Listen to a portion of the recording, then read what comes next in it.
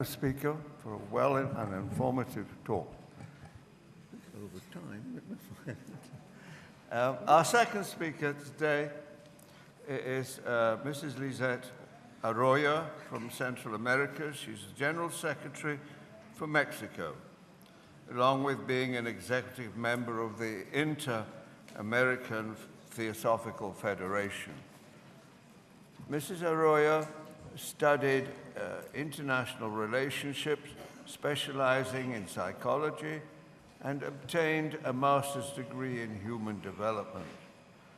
She has been an active member of the Theosophical Society since 1983 and has held many positions within and without the Mexican section, and has given lectures on theosophical subjects for the last 29 years. She is convinced that the Theosophical Society is the ideal institution for the inner development of all who are part of it, and therefore continues to contribute to the spiritual regeneration of human beings within. It gives me great pleasure to invite Lissette Arroyo to address us. Thank you. Thank you. Well, buongiorno a tutti voi, Mrs. Rada Bournier and all of you, good morning. And first I want to say that it's an honor for me to be part of this symposium, and that is called Brotherhood Arose, A Road to Awareness. And as introduced, I want to tell that in the past days, I went to London, and I wanted to go to the British Library to see the Mahatma letters that you know they are there. And when I arrived, I sit there, and well, I have to wait for an hour to have the letters. I don't know which letters, but at the end, I sit there, and I just closed my eyes, and when I opened them, I saw something about I want to share with you. In one of that Mahatma letters said, "Where there is no consciousness of our eternal world, there can be no discernment to work. Where there is no consciousness of our eternal world, there can be no discernment to work, no perception of contrast, nothing." So, this is the first fragment I saw directly in that letters, and what I was thinking, and this is how I want to start, is to say that it's incredible that we all are living in 2010, and we still find nations which are against other nations, groups against other groups, political parties against political other parties, people against other people. But we also find in this world people who preserve common sense and human beings with all dreams, idealisms, men and women of goodwill who made an effort to find a solution and build a new world structure of law, order, and peace, which can guarantee correct human relations. And as members of the Theosophical Society, we are asking ourselves, how could we eliminate these large divisionary lines which exist between races, nations, and groups, and also the separation existing everywhere, so that the oneness of humanity could rise in all worldly matters? Ever since the foundation of the Theosophical Society, it has seemed that the universal brotherhood is an impossible mission to achieve, and this is due to the increasing selfishness of human nature. However, under the firm conviction that sooner or later this ideal will fully flourish, the Theosophical Society was established under the essential principle, and the impediments will disappear little by little. Madame Blavatsky says that one way of restraining these impediments is to show simply the logical, philosophical, metaphysical, and even scientific issue, which consists in the fact that all men have spiritually and physically the same origin, which is the fundamental doctrine of theosophy. Since humanity is having the same and unique essence, and being the essence and infinity uncreated and eternal one, which we may call God or nature, nothing can therefore affect in any way a nation or a person without affecting all other nations and all other people. So the question is, why does man not have the awareness of the essential and material oneness of all human beings? Human awareness is confined in a world of illusions which prevent it from contemplation of reality because the obfuscation that is produced by our imagination. Human awareness is not different from absolute awareness, para-Brahmanic, that's the word, which is like an enormous heart that expands and contracts in a cosmic process of evolutionary activity centered in the human being. Madame Blavatsky tells us in The Secret Doctrine that Hegel, the great German thinker, must have known the spiritual primal intelligence must pass through the human stage when he said that the unaware involve the universe only in the hope of attaining clear self-awareness, or in other words, of becoming man. This is part of the Cosmogenesis, the stanza number 5. And human consciousness becomes dark and loses the vision of unity and human universal brotherhood, because from its under-indifferentiated primary stage, it has passed to an inferior differentiated stage of mental worlds that center and enclose it in a sphere of illusions in which it remains imprisoned. And his superior principles being veiled, submerged in materiality, the human being is unable to perceive, comprehend, and experience unity of life. He takes mistakenly the effects for the causes and confuse reality with appearance. He considers his fellow men and separates part of a human conglomerate in which the supreme virtue is the cunning in order to overcome others and crystallize selfish objectives. And as long as the centralization and darkening process of awareness is not reverted, this is no more than a fragment perceiving fragments in a fragmented world. However, the expansive potentialities of man are infinitive. Man can revert his materialization process of his awareness and recuperate the original perception of unity and brotherhood, which are the natural possession of a spiritualized man. The state of human being is a temporary condition of the divine monad that comes from an apex of a para-Brahmanic essential consciousness and culminates its pilgrim in the sacred home from which he originated, now filled with the treasures of wisdom. Because of the natural progress toward the superior and because of the sublime theosophical teachings, some individuals start to unfold gradually and in different forms the awareness of brotherhood.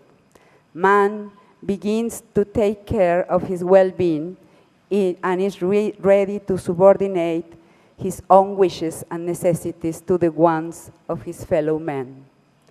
For example, in many parts of the world, there are human beings who oppose to war and cruelty in any form, animal abuse, and the so-called ecosystems that strive to provide spontaneous help to the poor and the victims of multiple natural calamities. And they express their sympathy and solidarity towards their fellow men in many ways.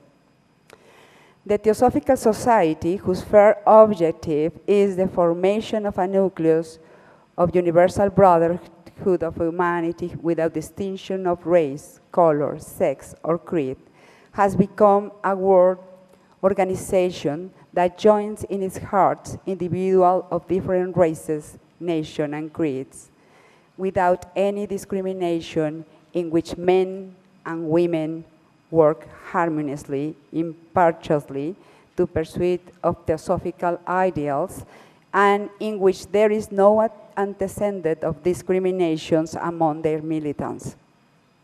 In their literature, the feelings of respect and solidarity toward fellow men have been stimulated, exalting the practice of altruism above all personal interest.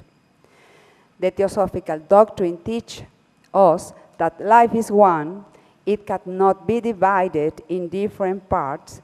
The divisions are the ones that make human being ill. The religions, for example, have become an escape for many people due to the illusory concepts with which they live, dogmas, beliefs, rituals, superstitions, amulets, protections, and so on. So the true religion is to live our lives fully. It is the comprehension of the truth, not a projection of mind. Mind will never free himself of all that separates him, envy, and so on, through a method, through a certain practice or discipline. The true religion, according to the words of Lactanza, is the one that knows how to make people love each other, since it teaches us that men are one by links of brotherhood, by the reason that God is the common Father of all.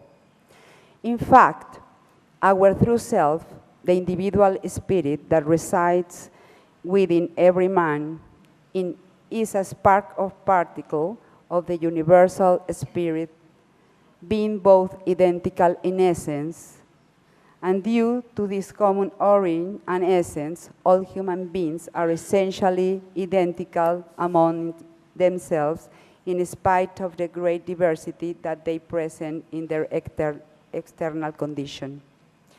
From here derives the need of altruism, love, tolerance, and goodwill that should reign among all the members of the human family, thus forming a true universal brotherhood. I ask myself, do we need time to be fraternal, or do we time to aware our consciousness? Is the time a factor of change? While the mind is thinking of a change within a certain true time, there is no transformation at the present moment. This is a fact. One thing is to be observing the fact, and another is to be evaluating the fact. When we evaluate, the man is projecting its ideas and fears. So I think that humanity should destroy its idols and let go its fantasies and work for others and along with others.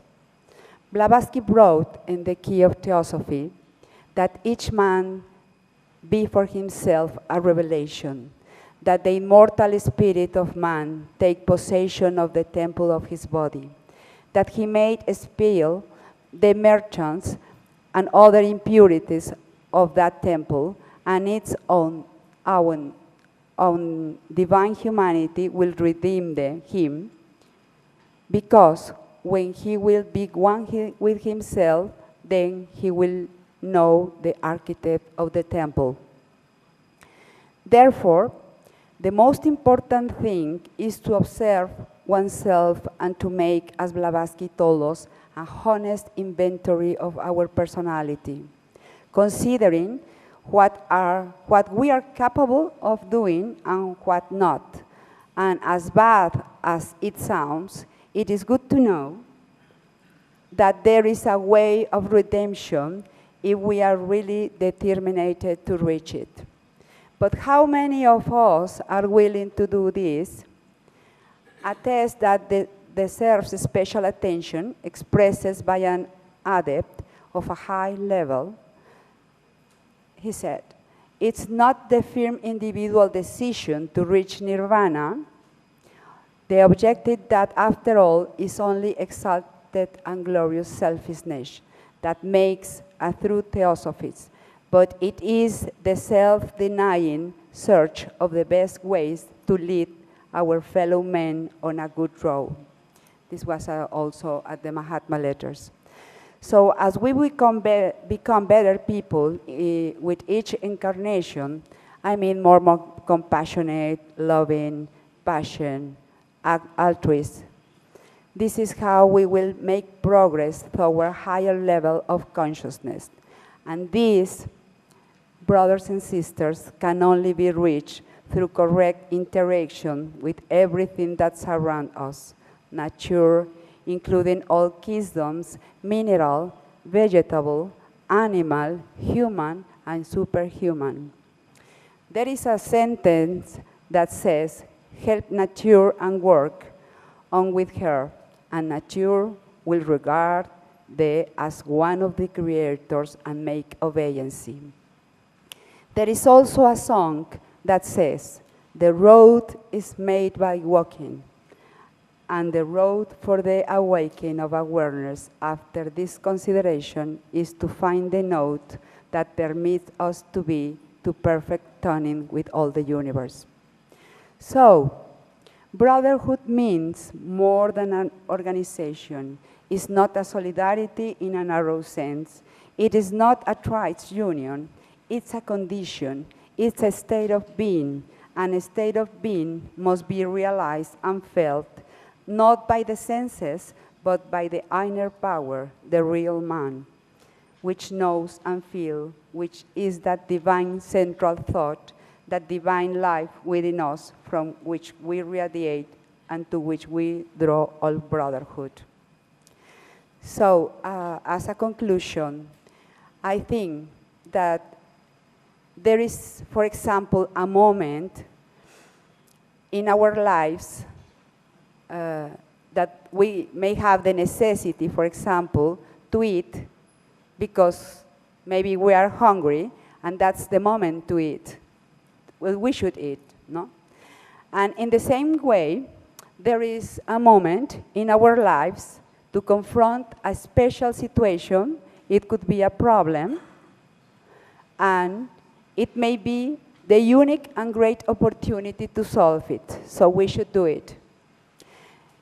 We can find or be in front of another moment that it could be right now, and I'm very sure to improve our real fraternal stage, because it is the unique way, as Krishnamurti said, to eradicate deeply the causes which fed the antagonisms and dispute. He also recommended to purify our heart and mind, because only through this present life we can carry out our actions which give us peace and order. And the necessity of our world is right now, not for the next 10 years. There is no time for postponing the stage of awareness. There is no meaning for the world to try to be fraternal just for an hour or just for a few moments a day. We cannot continue sleeping incarnation by incarnation. So brotherhood is a road to awareness. And if we do not make this improvement in our lives, then maybe, one day, will be late. There is a sentence that says that in order to get far, we have to begin near. So now, we just have to do it. Thank you.